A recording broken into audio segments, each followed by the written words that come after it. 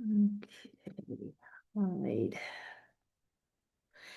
Okay, so it says in First Corinthians 6:19 through 20, do you not know that your bodies are temples of the Holy Spirit who is in you, whom you have received from God?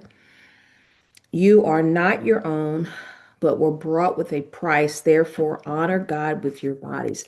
A lot of times people might think sexual purity is just for women, but purity has to do with the heart. And God wants everyone to have a pure heart. It's not just, um, as we talked about, the various levels of intimacy. Sexuality is just one level of intimacy, and God wants our whole self to be held in purity. And that's what we'll kind of go through, but we'll go through the culture first, and then we'll end up with the Bible. How do we respond when culture clashes with Christianity? What does that look like? The culture of sexuality versus Christianity. What have we learned about the two cultures and how do they clash? That's what this week's lesson was about. What I found is two topics to discuss here in chapter 3. I called it trades and wounds. Again, I'll touch on the problems. I didn't really put a problem statement in there, but or the picture of the problem statement, but we'll go through the problem, the process, and the promise again. And I will highlight for you. You can, yes, Teresa. I don't, did you pause the screen right now? Oh, you're not seeing my screen? No. All righty. Let me. Okay. Share. Let me see. Is it recording? I think is it recording? Let me see. I think it's recording. Share, Yes, it's recording. share screen. And I saw the screen, so yeah. You didn't see. Oh, okay. Hmm. What are you seeing now? I see the screen. It's going back to the first where it says, let's create wholeness together. I see Okay. it now. It was black last time. Oh, I see okay. it now. Okay. All right. So let me start here again. This is where I was. If Can you see the unmasked, the that chapter 3, trades or wounds? Yes. Yes. Okay. So I got this about the trade. For what is it profit a man if he gains his whole world and loses his own soul? Or what shall a man give in exchange for his soul? And so as I was reading the book, I saw this trade that was happening. Trade means to give one thing in exchange for another. The business of buying or selling and bartering commodities, dealing between persons or groups. Jesus used the parable of trade as a metaphor for the parable of talents to teach on stewardship and accountability. When I was looking at the stories and the things that began to unfold for me, you might say, how did she get this from this story? What I saw was a trade. I saw that things were trading. When we look at the Bible and Bible history about marriage, biblical historical context of marriage, it had points. It had a provision, it had a partner, it had personal, and it had protection. The provision was based on the marriage. There was a bride price, it was called, that was given for the bride. And it was generally about a third of your yearly income to give to the father for the bride price. And we'll see that there's a provision, but it's been traded for something else. We see a partner. The purchase price of the bride reflects the economic value of her labor and fertility in a household. So she was a partner. She was expected to be fruitful and multiply. She was expected to help do her part for it could be around the house. We know Rebecca was a shepherd, so she, knew how to do sheep. She, the people they had jobs um that they would do around the house. We know Lydia, I don't know, she probably wasn't married at the time, but she sold purple. And so women did have jobs and they had a purchase price. And then it was personal.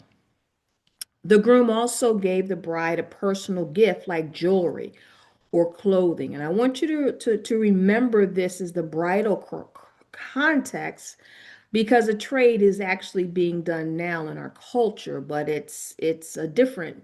We've exchanged some stuff, and then protection. The wedding contract or the kabut, I always have a problem with this word. The wedding contract outlines the groom's obligation and the bride property that was given to her. So when she came into the marriage, the father got something, the bride got something, and then the husband gave the bride even more so that she can say, look, you got this property, you have this money, so you have your stuff for protection, that you're not just going to be in this thing and not have any security.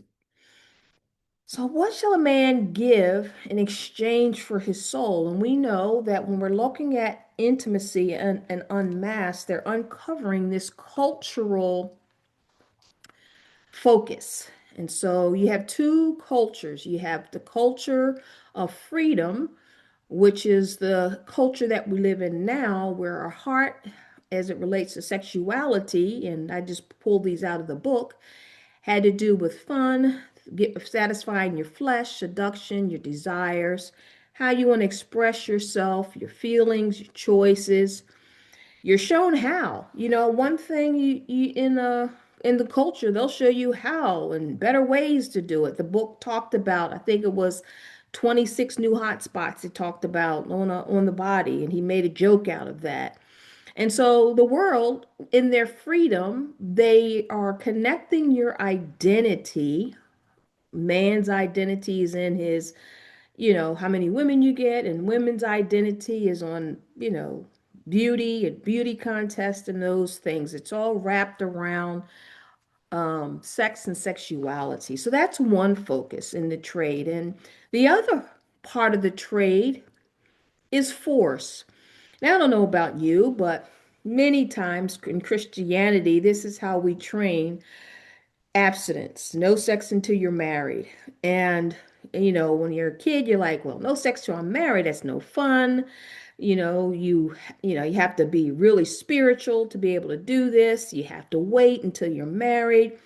You suppress your feelings because you have these desires, and these men have desires for the women. By the way, the men's puberty is like in this teenage years, and the women's peaks at, in their 20s or late 20s.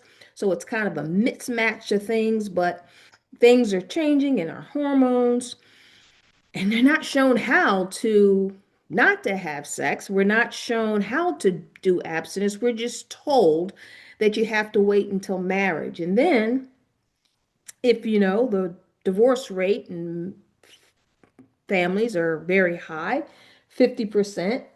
And so the author's saying you're telling these kids to wait until they're married. And by the way, my parents' marriage is horrible, or it's a single parent home.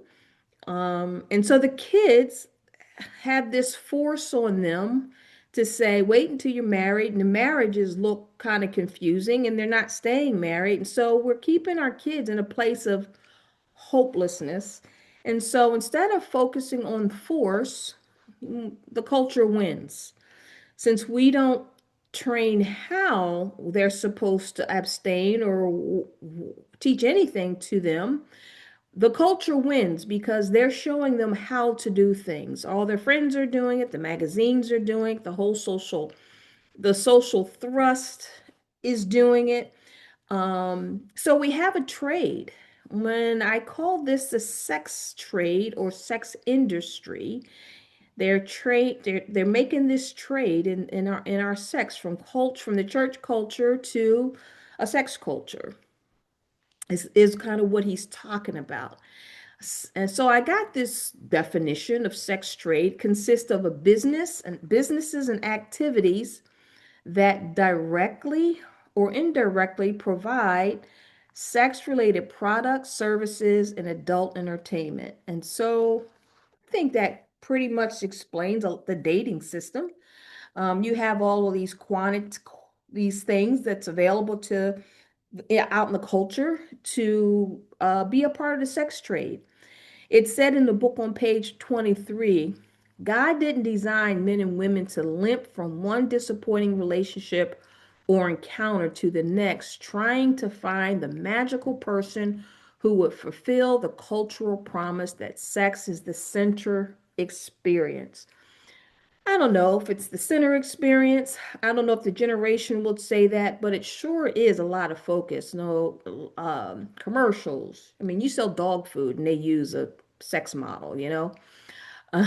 Everything's around beauty, everything's around the looks of things, you know, men with their shirts off, women with no clothes on to sell anything. And so this sex trade is just forced on us. Even if we ignore it, it's still all over us. And the church, since we didn't teach or show our children the value of marriage, they traded the church culture for the pop culture. Who would believe that? Who think that's a true statement? Let's talk about that. Anyone have any comments on that one? No one? We don't have that generation on the day. Okay. All right, I'll keep going then. Well, that's the contention of the book. So when you talk about the culture of the sex trade, you also have a provision. Many times the provision is many males are supporting men as pimps or they're supporting their partners. So it's kind of a provision is kind of switched many times in our culture. And even if sometimes a man wants to provide, the woman's like, I don't want you to provide. I can provide for myself. And so the guy is kind of stuck, what am I supposed to do? Am I supposed to do this or not? And then they don't really know what to do. And so there's a confusion there on the provision. And then partner is a compromise or devalued of a female. We see the pictures out there. The man is devalued or the woman is devalued. And so the partnership gets traded for just compromise. Men are compromising on what they should do as men. Women are compromising on what they think they should do as women. The roles and genders are getting so confused that people don't know what they ought to do because of this. That's just the way the trade works in the culture, the sex culture. And then personal, men get gifts or gifts are given it for as a transaction. And so many times you might have, you go out on a date. Sometimes it's the guy will pay, but many times it's a 50-50 or the girl pays. It's just the gift is who can buy the best gift to keep the guy or to keep the girl. I mean, it works both ways. Sometimes the guy is buying a girl and sometimes the girl's buying a guy. It just really depends on who has the wealth, how that personal gift exchange happens. I had a guy tell me that, in this 35 to 45-year old, that all women wants is sex. That's all they want. And he's tired of it. I was like, wow, that's kind of different. Um, but those are the gifts. And he went after the gifts. He had girls that would just gift him and he didn't have to do anything for it because they didn't want anything but sex. And so that was just the exchange. And then protection. There's no obligation required. So there is no protection. There is no accountability. It's just no protection.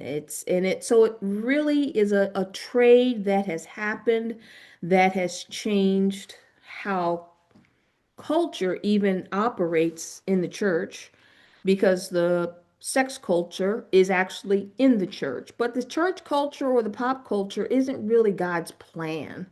That's what we need to understand. Just because that's the way we learned it in church does not mean that that's God's plan. We want to really begin to understand what God's plan is, and that's what I'll talk about at the end. But I have to talk about this church culture that he talks about in the book.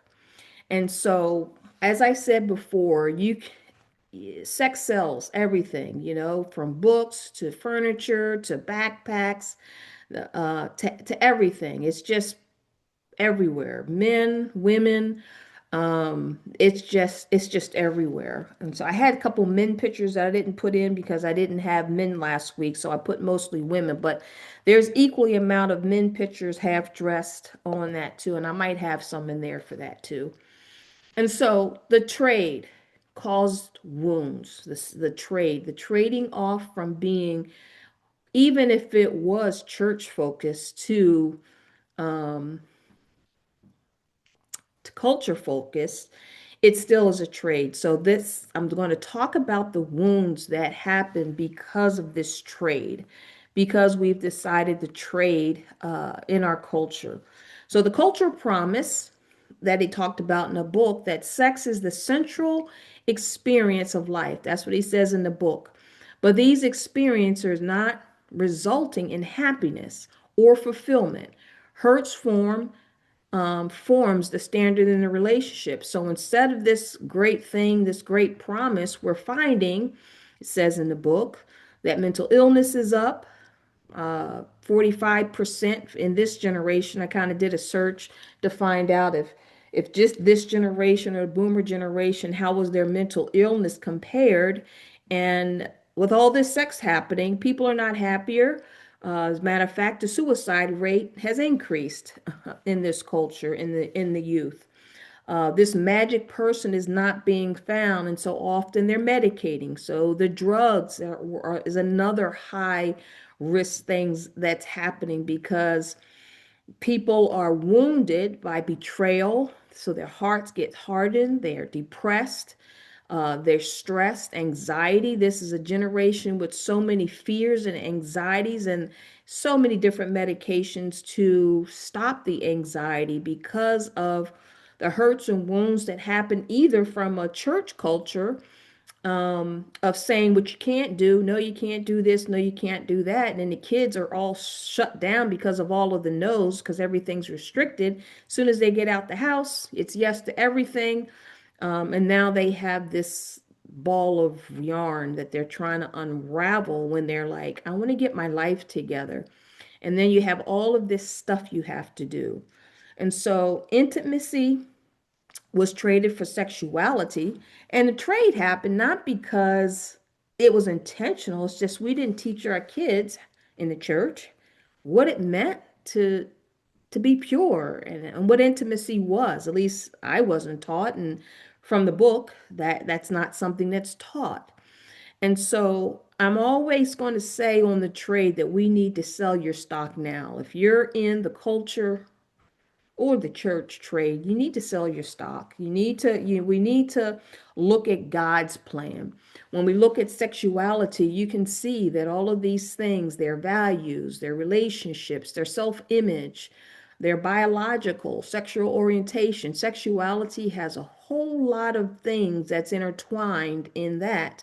And if your identity is wrapped around your sexuality, you're missing a lot of your personality that God has for us. And like I said, we'll talk about that. Here's one with a man in it that's selling himself. And so the culture lies, sex sells. That's what we're pushed, that sex sells. These are a couple different ideas or ideologies that we can go by. There's a Puritan lie that sex is shameful. And so issues with that is you might have people when they teach abstinence, and if they get caught because it's built on shame, guilt, and all these other things, they do abortions. And then it's permissive. This is sex is for pleasure without attachments. And this comes with freedom and abortion or adoption. Abortion can come with adoptions also in both of these instances. And then purism. That's supposed to be multiple pluralism. This is multiple partners. There's no restraints when you have multiple partners. There's no restrictions, but you get some diseases, you get some sicknesses, and you can also get unwanted babies, and you don't even know who the father is. And then you have partner variety. This is new with all the sexual genders, all the ages. People have sex with objects, they marry objects, they have all types of varieties that they do because there's freedom. And then there's the rapes and diseases that go along with that. And then property. This is, of course, the sale of sex. This is prostitution and sex trafficking. And in many cases, dating systems can get into property when control and abuse steps in. And then you have cultural purity. If you look up cultural purity, it really has a purity culture, sorry. Purity culture is really attributed to evangelical church, which says that sex when married, that's the only time you have sex is when you're married. We don't tell them why. And it's based on guilt and shame. That's still not the purity that God is talking about in the Bible. But a lot of times when you look at purity culture or chastity, it's talking about this no sex until you're married. Otherwise, you just feel bad. You feel like if you do it, you're going to be condemned and you feel ashamed, dirty, and all this stuff. When we're talking about purity, sex doesn't really sell. It's seal. Sex is a seal. It's not a sale in God's eyes. Sex is an expression of God's gift in a loving, committed relationships. It's God's plan for family. And a lot of times in our culture, that's not acceptable because there's all types of families, and there's all types of families because there's all types of mm, problems in marriage and the thinking of marriage because of culture and all those types of things that happen. And you have single family homes and all of this. But this was the pure sense of from God's plan, not necessarily world's plan or how man plays it out.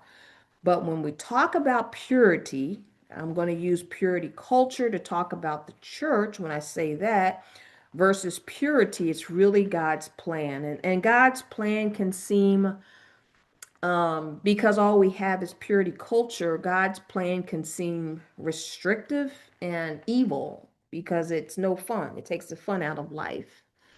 Again, because we haven't shown people how to live that way. At least I wasn't shown how to live that way. I was just told that that's the way it is. And then I wasn't shown when things happened to me, they did nothing about it, and so that kind of led to more confusion. So another trade is confidence. Confidence is beauty instead of confidence in self based on who God says you are. When you're violated or when you're hurt or when you're betrayed, your confidence or your beauty is shaken. You've seen people that are beautiful on the inside and outside, and they think they're ugly. They can't, they have problems with their self because their beauty was violated in some way, and so they can't even see themselves. So their confidence is shaken. Their confidence is defined as a feeling of self-assurance arising from one's appreciation of one's own abilities or qualities. Our confidence gets shaken if our abilities and our qualities are based on this external stuff and not the internal things that God wants us to do. I like this thing look like David and Goliath, where confidence comes from the Lord that you can face giants. But if beauty is taken or abused, confidence is shattered and you can't come up against your giants. Now your giants are crushing you. And so that's one of the trades that you have that we're shaken, we're not bold, we lack self-confidence, we don't know who our identity is, we don't know how to even define ourselves. So we trade our confidence in being created in God's image and exchange it for a social image. And we should sell the stock now. The social image, if that's what you're going for, there's another way that you can walk in confidence to get out of this womb. This is another one, the cultural sexual assault, which is another big one. This is the way which culture norms. The reason why I'm going over these were all in the book, but they didn't really have definitions in the book. They just used these words. And I looked up the words and tried to give the words context so people can understand when he's talking about wounds, what those wounds actually look like and what these terms meant. And so, cultural sex assault, because he uses sexual assault, culture, sexual assault, is the way in which culture norms, beliefs, and social structures contribute to acceptance, normalization, or even justification for of sexual violence. It is a culture that fosters and tolerates sexual coercion and abuse. I wanted to think about these date rape drugs because a lot of times a lot of things happen on that. And I found this slide to be interesting that um, the Special K, that's the Camamine, as they call it, Special K, works in 5 minutes. So if you're at a club, they can drop something in your drink, and within 5 minutes, you'll be totally out, and you'll be out for 30 to 60 minutes. But look at some of the other drugs. After 20 minutes of being in a party or something and getting slipped something, you're out for 8 to 12 hours. And you don't even know what happened. You don't know who you were with. And there's so many people that are coming out of these not even knowing who they were with, how they got to where they are, because they are totally out. And so that's not a new, it's been around for a while, but it's just they have a lot more drugs to drug you, but it's normalized. I mean, people like, oh, it's not going to happen to me. Well, in this sex culture, it happens to more people than you can imagine. So you think about this sexual assault. A sexual assault, like the sex culture, means an act of sexual violence where one person engages in sexual contact with another without consent. And consent is clear, voluntary, and ongoing. A lot of times people feel bad about consent, and this can happen with men or women because they don't say anything. They just let it happen. And many times you don't say anything because you're afraid. But silence isn't consent. Lack of restraint doesn't mean it's a consent. It has to be clear and voluntary. And people don't report many men don't report these assaults because it's an assault or an attack on their manhood that they would let some woman do this to them. And if he tells the man, it's like, man, what are you complaining about? You got it for free. But it's just like women, you don't, if someone's violating you, it's a violation. And so this assault happens both ways. And so now you have relationship trauma. And with that trauma comes wounds of guilt, shame. You have a hardened heart. You have triggers now that are being set. You have stress. All of these things happen because of sexual trauma that happens in relationships. Wounds are spiritual, physical, emotional, psychological effects on the victims, including trauma, anxiety, depression, and a range of long term health issues. So purity is exchanged for perversion. And again, we need to sell that stock now so that we can be not of the purity culture, but walk in a purity of heart. I have this thing when Paige sends it out. I'll have her knock this recording out where it has about a 40-minute YouTube on the truth about date rape, and it's it's just an interesting little comment. If you don't know anything or you don't know how to protect yourself if you go out to a bar or drinking or to a party, you can go to a wedding party, any place where there's a lot of people, you got to have your P's and Q's on. Every time my kids tell me they're going out, I'm always praying the angels. I'm putting things over their drinks, locking everything down so nothing can get to them.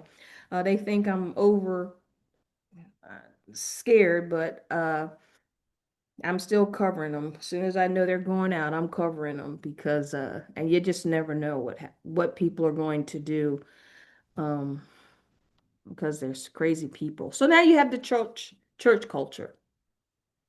And I say the church culture didn't really help because the church Christianity and sex outside of marriage is all they told you. It had to do with a position of no. No, without helping the people stand in that position. There was no training. I didn't get any training. It just was told no. It wasn't told how, wasn't talked about.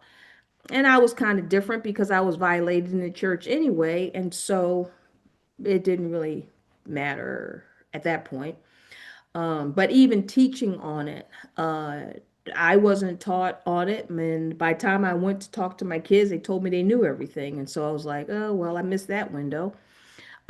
But they probably didn't. I probably still should have talked to them. No sex until marriage, yet many families had parents whose marriages wasn't working. And so you can imagine you have this kid, no sex until marriage, and you're looking at your parents fighting all the time. How's that going to work for something to look forward to? That then your body is kind of churning up and all these questions are going on, and you got to wait until you get miserable like your parents. What do we do to our kids, you know? Not every family was like that, but many with a 45 to 55% divorce rate in the church.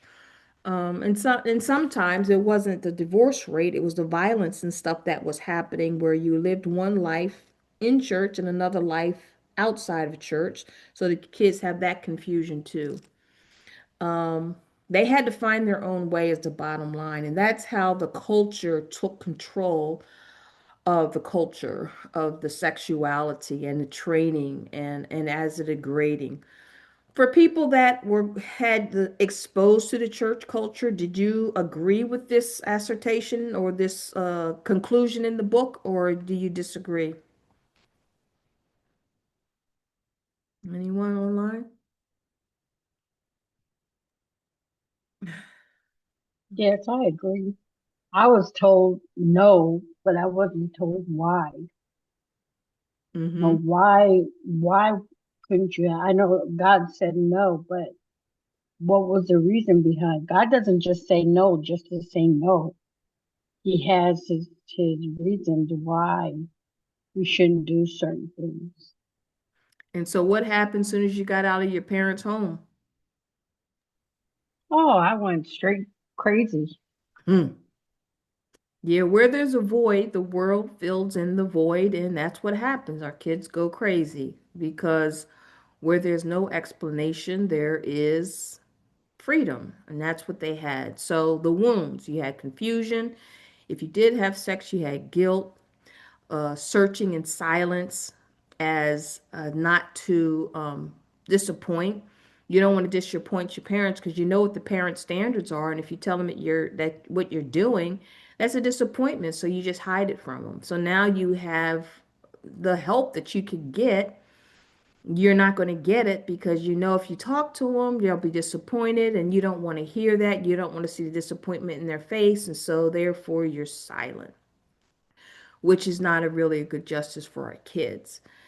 And then there's a sense of hopelessness because these kids are hurt, they're wounded, and the only culture, the only place that they can get help is from the culture because um, the church doesn't really talk about this subject to help the kids in any way. And so, again, we talk about what is purity. We have purity and purity culture. I talked about that. The church, no, versus the culture, yes. Purity traded for perversion. It twists God's plan to do your own thing. because we didn't really teach and show what purity was, we just gave them a word no, and just that was it. That was the end of the conversation. That was the end of the group. I mean, you might have been told about venereal diseases, and so now you're going to scare them about having diseases, but that doesn't stop because the world says you can put condoms and you won't get the diseases. Um, yeah. So we really didn't give them a way to help with the feelings and the emotions and the things that they were going to be experiencing. And then self-control was traded for no controls. And there's no controls in gender or sexuality. You can be whoever you want, whenever you want, and however you want. And so that's what the yes culture did. Commitment was traded for convenience. People don't even want to get married again. You don't want to get married because you've seen your parents' marriage. You don't want to get married because it's just a sheet of paper.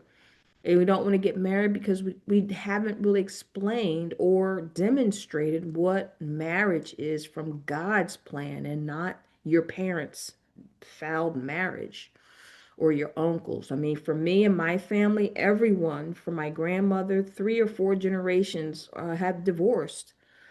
And all the men had a side gig. And so um, that's what I grew up knowing that if you get a husband, you're gonna have a side gig. That's just what that's just what it be expected. It's not something to be shocked about. That's what was in my family. That's what I saw, and so that's what you kind of expect. So, what are you gonna do?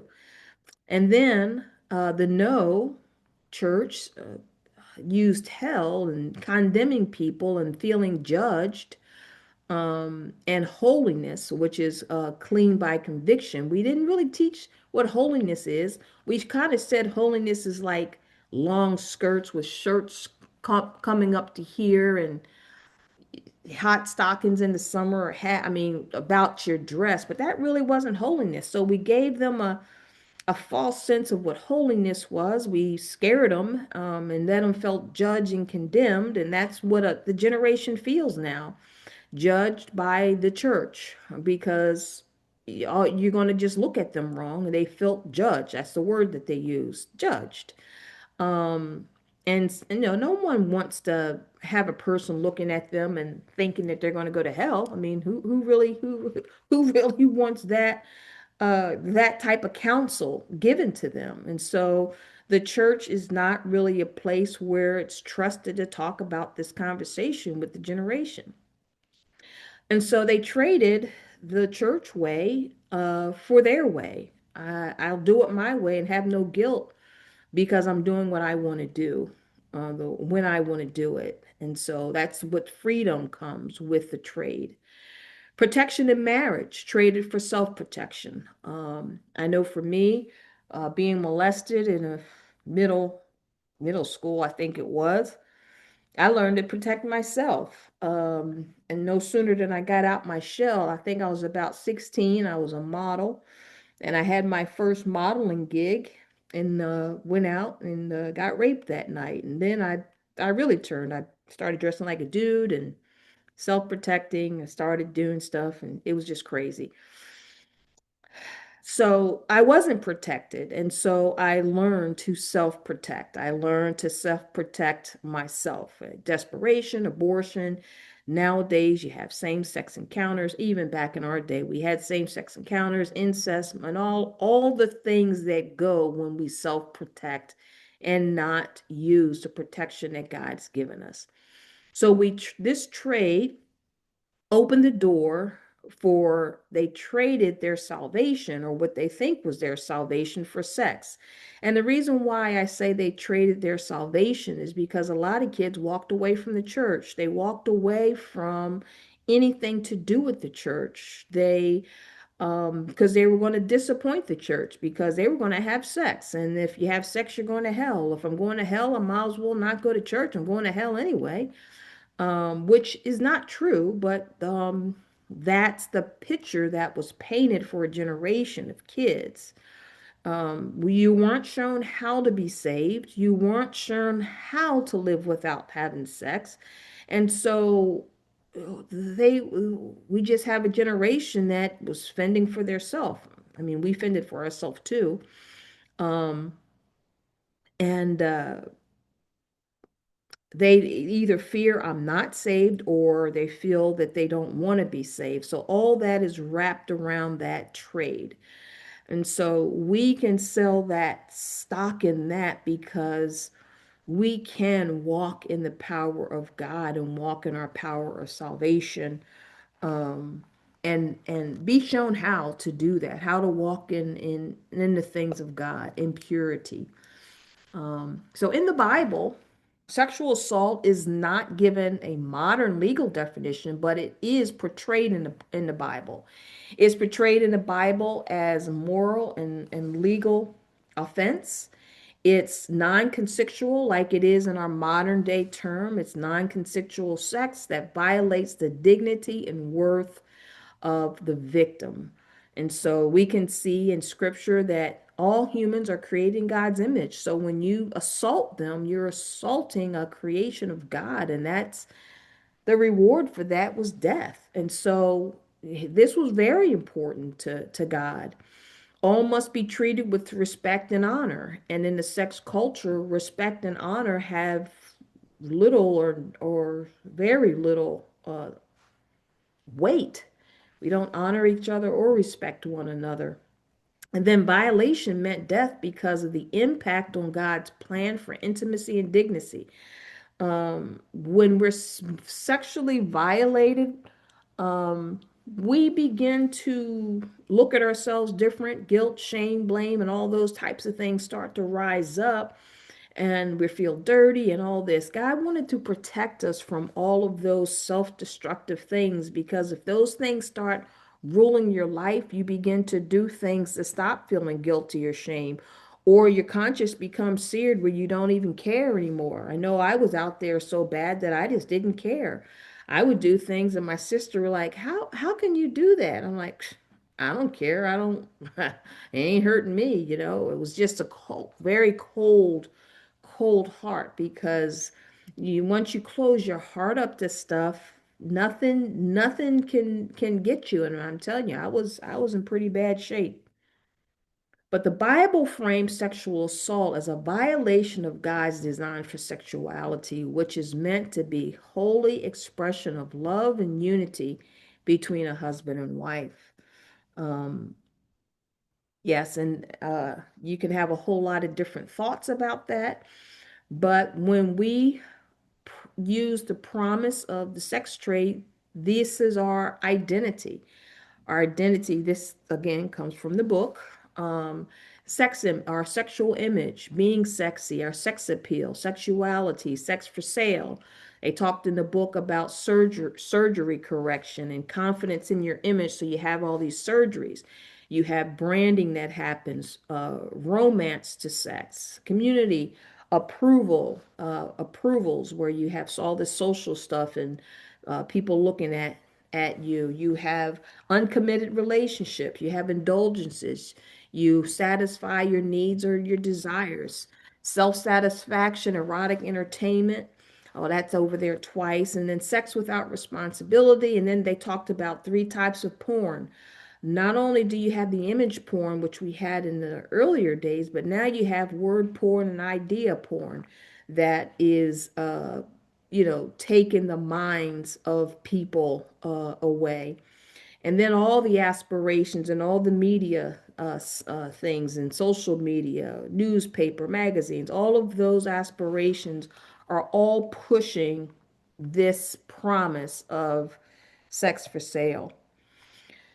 The word on sexual purity from God's standpoint is protection. Deuteronomy 22:25 to 27. Again, death for a man who forced himself on a woman. 1 Corinthians, it didn't change. It says, flee from sexual immorality, showing um, sacredness of sexual relations. So it was important. It is important. And then James 4, Jesus' treatment of the woman caught in adultery, he didn't stone her, but he gave compassion. So this thing about if you have sex outside of marriage, you're going to die. Well, Jesus didn't kill her. He says, "You who have no sin, sin no more." He had compassion and focused on restoring the dignity rather than condemning. And many times our youth feel like they're being condemned and being stoned because the compassion and the thing needed to restore the dignity in people is not something that's taught. Condemnation's easier than reformation, to reform them, to teach them. I think doing the boundary class and looking at these things to try to help the generation in their sexuality, and being willing to talk about it and being open to talk about it. Yeah, we've all made mistakes. I can raise my hand and say, yeah, I wasn't taught any of this stuff. I was raised in a generation where they didn't talk about it, and even if they did, they didn't mean it, because as it relates to me, they didn't protect me anyway. And I had another revelation that happened when reading this book, that I was like, wow, that wasn't even my mother's responsibility to do that. It was my father's, and he was nowhere to be found. And that was kind of an eye-opening experience for me that I learned in doing the workbook. It's just like, wow, what you don't know can kill you. um, when we think about, again, promises of God and purity, a lot of times when we speak to our kids, we were given commands. Don't do this, don't do that. And so we have to try to do it a new way. We have to have conversations about how to become the image of God, how to become the image, or talking to them about their image, talking to them about who they are, giving them a sense of self outside of their vasty appearance, but begin to build some Esther qualities. Begin to tell men who they are as men, and not just their sexual encounters. I remember I used to hang out with dudes, and so one of the things, I was stupid. I was around a bunch of men. It was probably four of us, and then myself was five. We would go out to parties, and we would have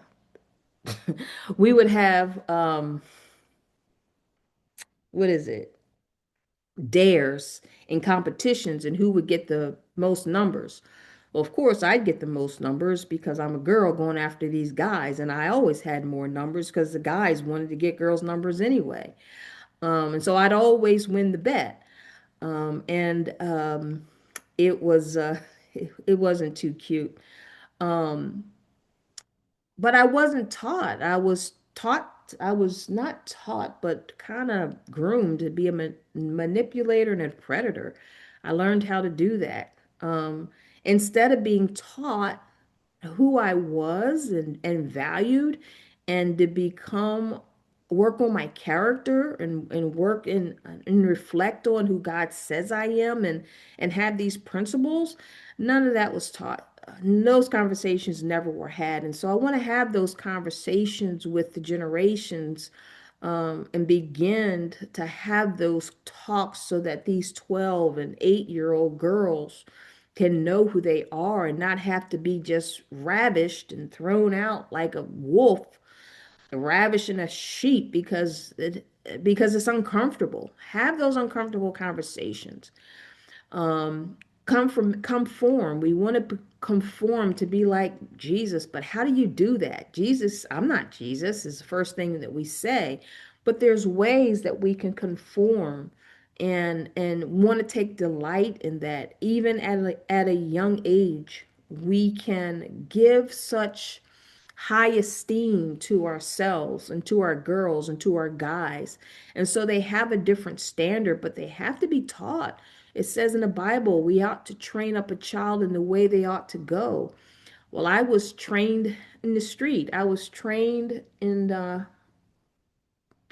as a wolf. And so the only thing I could do is be a wolf. And it wasn't until later in life when I was like, "Oh, I wasn't created to be a wolf. I was created to be a sheep." But I had to find out in the word what that meant. And that meant I had to trust and depend on God. Trusted and dependent on God wasn't a conversation I had when I was a kid. It wasn't a conversation we had at all in my household. And so, what does that look like? Even if I had the conversation, how do you trust them? How do you let go? What does that actually mean? Not only tell them to trust God, but we have to show them how to become so that they understand, allowing them to ask questions. And we'll talk about a process. But when we think about the promises of God for purity and what kind of things would you teach on? Like, you can look at this and like count the number of things on this list on both of these sides that you were actually trained in as a child from your experience to say, like, what do you teach your child? How do you teach your child how to become an Esther? What would that look like? Because we know how to train a Vasti to look pretty. We know how to train the guy to become a one that, chases after women. But how do you train a guy to be a gentleman? What does that look like? How does that work? Who's going to train that? But if you look at it, this is purity in the God's plan. It talks about love and holiness, discipline, justice, mercy, truth, goodness, wisdom, fruitfulness, purity of heart, faithfulness, truthfulness, commitment, the mission of God, authority, self-sacrifice, obedience, identity, purpose, dependence on God, and valuable. All of those are lessons that can be trained. Now, how many of these lessons were you trained in as a kid? Besides saying don't have sex. So how many of these conversations were had in your youth group, with your parents, with anyone? Anyone have any numbers here that they want to shout out? Zero. Zero. They were talked about, but there was never any follow through. Well, There was you're never an example. Yeah, you were told, like we talked about, we were told about it, but we weren't taught. We weren't shown how. We weren't shown how to become this image. They were just words. And so when you think about what these conversations would look like and identifying, I mean, we're going to be talking about to youth on the fourth. I think we're going to do it the fourth Thursday instead of Tuesday now. Um, and I'm just going to be starting with identity and kind of breaking that down to the girls. What does it mean to have an identity and start this conversation? But these are all the conversations I can have with these kids um, to get them to understand what purity is, what their identity is based on now. I'm just going to get all these different pictures of these dolls. I'm trying to gather these pictures of different women and what they're aspiring to, and just trying to build this curriculum for these girls to begin to start the conversation with them on their identity and purity and where they are and any questions they may have.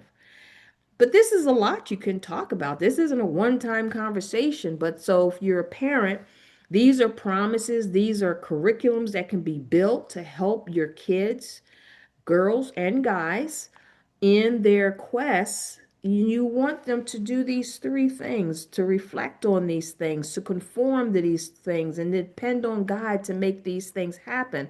But not just to use the words to reflect. What actions talk about your identity? What's the character of someone that has an identity? Do it. You can do a character study. You can do a whole lot of things to get them to understand what identity is and to begin to build. What does it look like to be disciplined? What does it look like to be holy? How can I be holy when I have a crush on this guy and he's not seeing me because I'm not dressing properly? Holiness, how is that going to help me when he's just going by his internal clock that says give me some sex, and then you're on this clock that, oh, I want to fall in love, oh, he's so cute, and just how do you bring those back into alignment to talk about that in that type of environment so that they can walk in holiness. Those are the things we can begin to learn ourselves and then train our kids, these are my god kids, my goddaughter, um, how to begin to walk in this, because someone's got to teach them, and it's just my heart and my burning right now to kind of get to the next to all these generations and things that I was not taught as far as the church is concerned, and begin to make the corrections in this church about training our generations in how to do this stuff, and start that conversation. So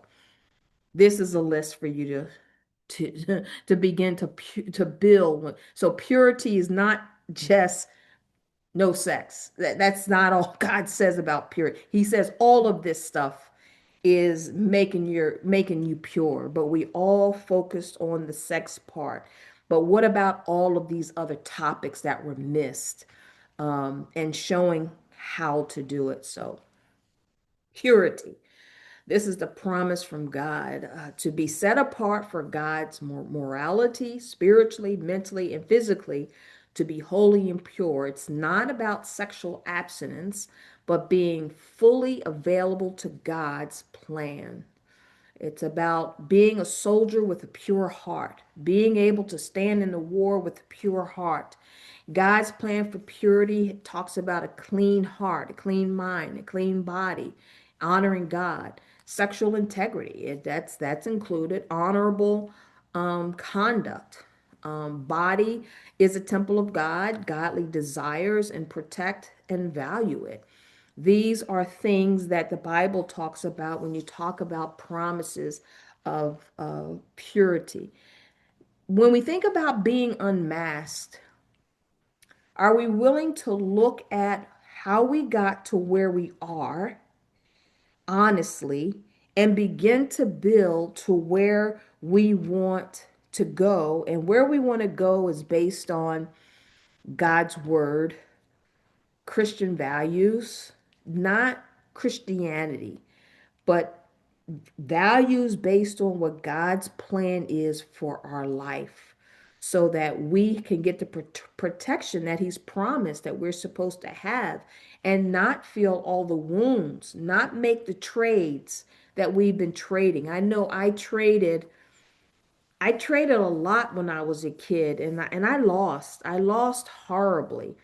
Um, and when I began to put down the tools of the trade, of deception and using people and all the things that I did, I had to learn who I was created to be, not who I was, because my mindset is totally, totally different from when I was younger. I mean, I can't even think the way that I used to. I got a new mind.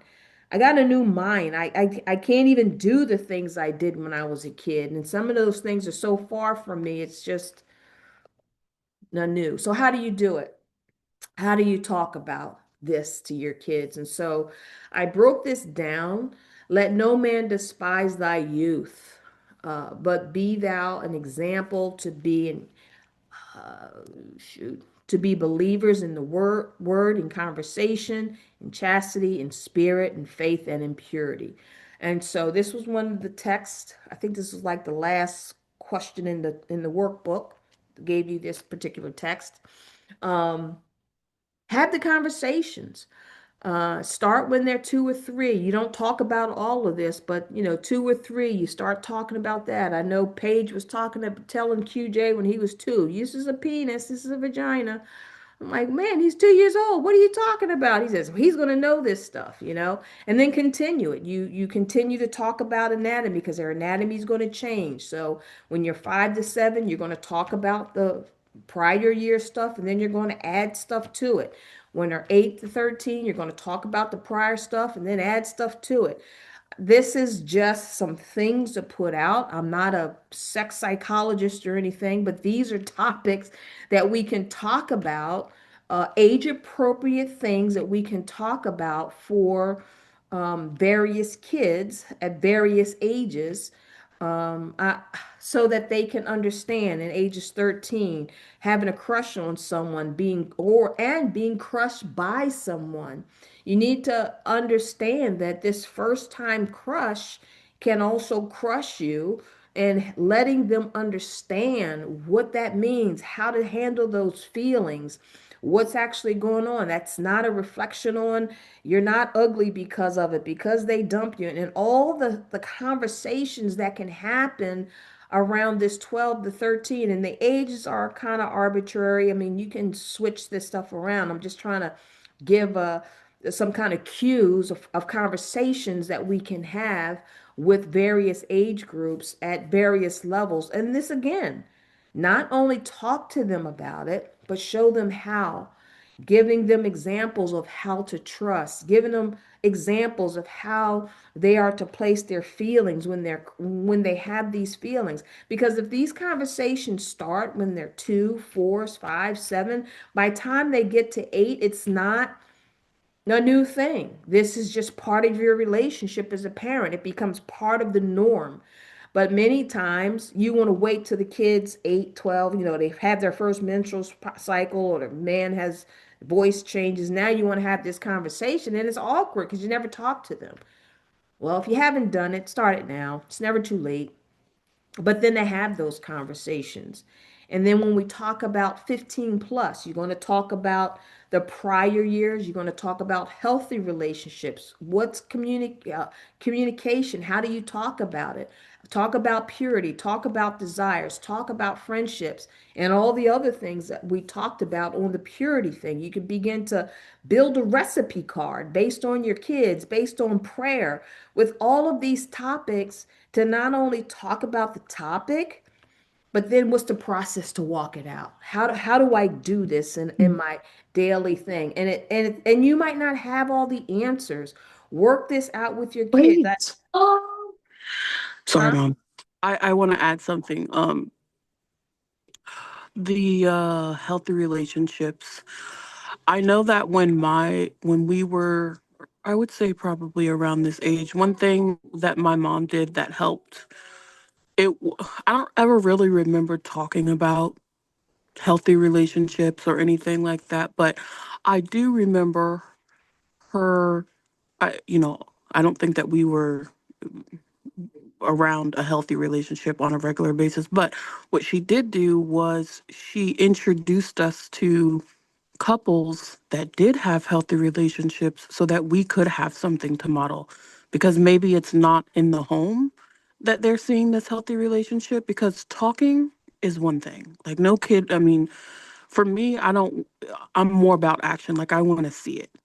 And you can talk to me till I'm blue in the face, but all I'm going to think is, okay, it sounds nice, but does this really exist?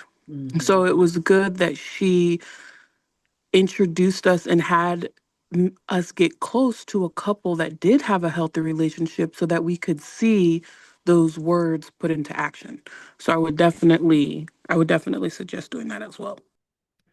Yeah, it's kind of hard, like Manda said. I mean, we knew uh, we didn't have a healthy home. And many times I was just trying to survive. And sometimes the kids were like, was left out there like a wolf. When I was just in a bad way, I would leave.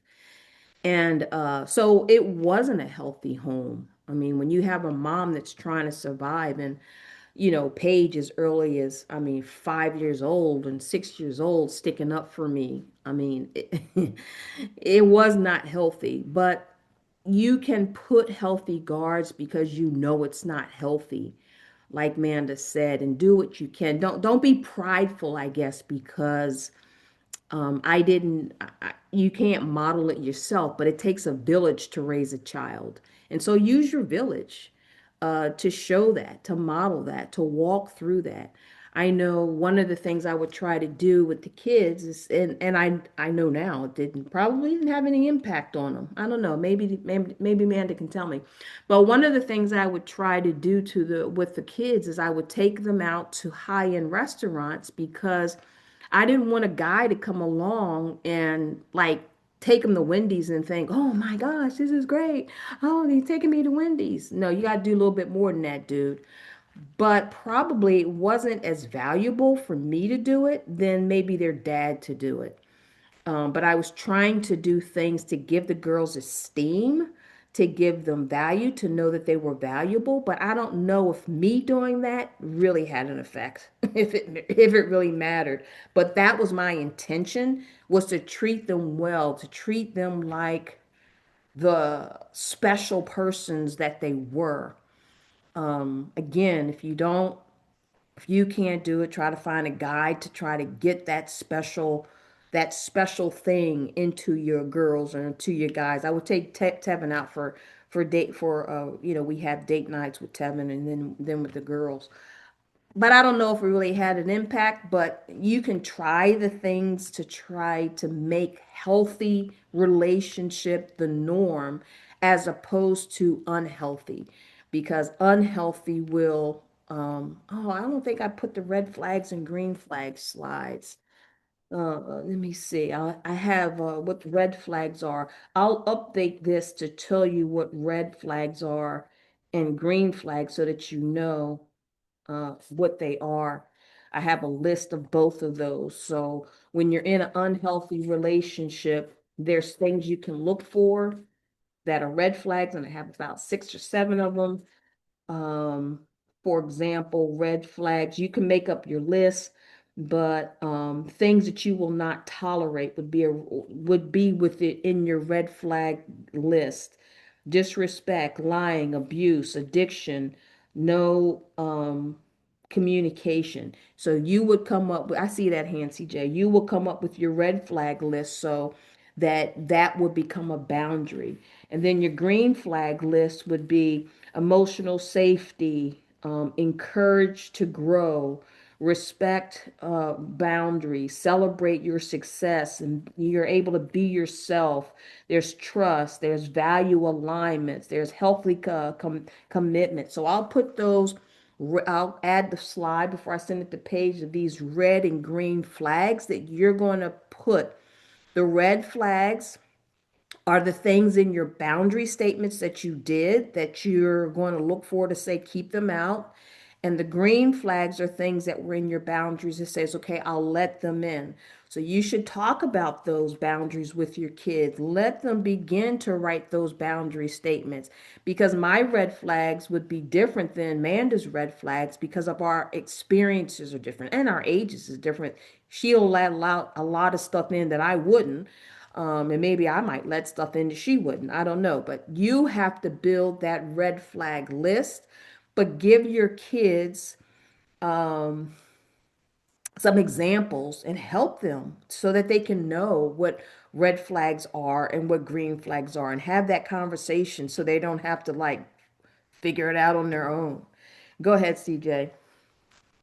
Well, something came to my mind whenever you were talking about like, like a dad taking a daughter out on a nice date and things, and I knew this little girl whose dad tried that, and like it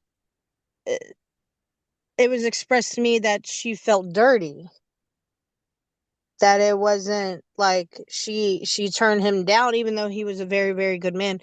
It felt dirty to her to do that. So I'm looking at these two. So like the healthy relationship and unhealthy relationship cross lines. Well, no, if she felt dirty, she was violated already. She didn't have that building of a relationship. I know people that had these relationships with uncles and cousins, and they were very unhealthy relationships. And so the healthy, that's how come you start so early so that they know what a good touch is, a healthy touch. Um, Right. and Like so even a hug with a male family member, she expressed was dirty. It so just Yeah, she was probably violated already because that's not a natural tendency. So something happened to get that feeling. Okay. Yeah. Any other comments? Okay. So that's all I have for material. I kind of went through that. I'm off, so maybe I didn't give as much material, or maybe I went through it too fast. Chapter 4, your viewpoints on these statements. And then the second one, these are two questions in the book. What lies have Satan or the world had you believe? So those are that's the class for tonight. Any questions, comments, concerns? Ye- yes, I'm sorry to interrupt again, but on the homework, there's question 1, A, B, and C. Is there question 2, A, B, and C? Because I can't. No, it's just question 2. Question 1 had A, B, and C, and then question 2 was just question 2. Paige will get Okay, that that's all I sent out. need. Yeah, Paige will get that sent out to you. Are you getting the email, CJ? I got one. Oh, okay. I'll make sure your name is on her list. Okay, thank you. Any other questions, comments, concerns? Father, we thank you for this time. We thank you for what you are doing in our life and through our life. We do love you. We honor you. We praise and magnify you. We pray that we understand the value of purity, not a purity culture, but purity from your plan, and begin to build a plan so that we can help our children, our children's children's children, how to walk differently and not have the wounds and the hurts and the disappointments that we have had, and make our children better than the experiences we've had, or our nephews or godchildren or whomever else that we can sow this information to. We thank you, we glorify you. In Jesus' name, amen. Thank you, everyone. Amen. Have a good one. Thank Good you. night. Good Good night. night.